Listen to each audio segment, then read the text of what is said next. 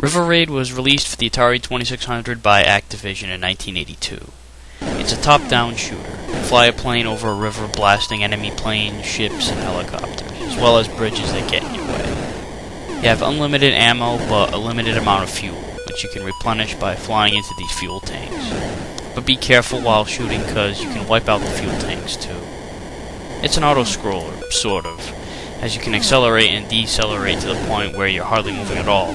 But it's not a good idea to creep along for too long, as your fuel will be burned away. Making contact with any of these enemies, the bridges, or the walls will kill you instantly. You start out with 4 lives, and can earn an extra life at every 10,000 points. Also keep in mind that the bridges you blow up serve as checkpoints, and the fuel tanks you find to gas up will become fewer and farther between as the game goes on.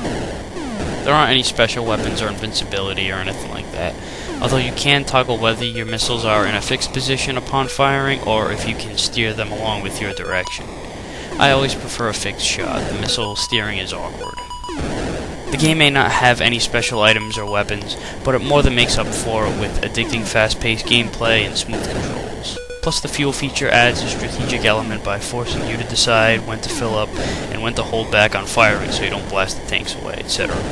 The whole know when to hold them, know when to fold them aspect really gives the game some teeth and is a very important part of what makes this solid game a perennial favorite in the Atari 2600 library.